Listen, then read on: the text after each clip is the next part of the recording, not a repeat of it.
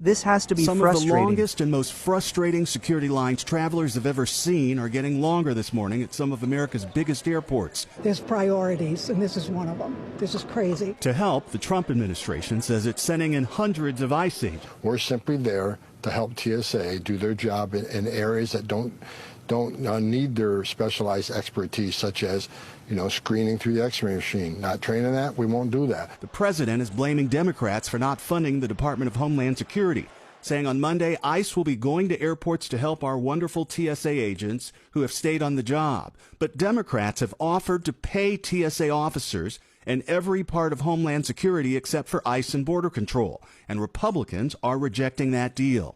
The president of the union that represents TSA workers says in a statement that putting ICE at airports won't help, writing that putting untrained personnel at security checkpoints does not fill a gap, it creates one. Without a paycheck, TSA workers are making ends meet by calling out and working other jobs. Both of Houston's airports are seeing nearly half their staffs call out.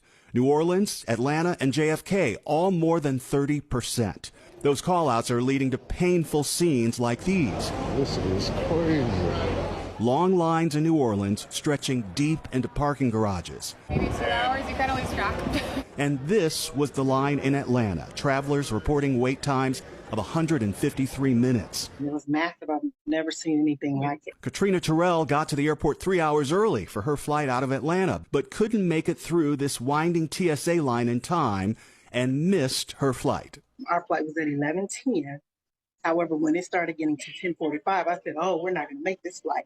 It was something that I've never seen before, and I hope I don't see it again. At Houston's Bush Intercontinental Airport, those wait times shot up to nearly 4 hours Sunday. The nation's 60,000 TSA workers haven't received a full paycheck since the partial government shutdown began 38 days ago. They'll get another $0 paycheck at the end of this week. So how, of course, do you learn how long these lines are if you're not here? That's really difficult right now. The websites that give you that information aren't always trustable.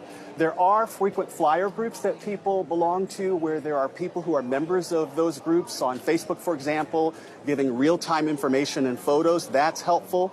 I will tell you the TSA app, that app currently is saying that the wait time here is only 15 to 30 minutes here in Atlanta, which is absolutely not true. But at the top of it, you'll see this little red notice that sort of tells you that this isn't being updated. The best advice for anyone, Robin, of course, is to get here hours ahead, especially if you're flying in peak times. That's when it's the worst. That is the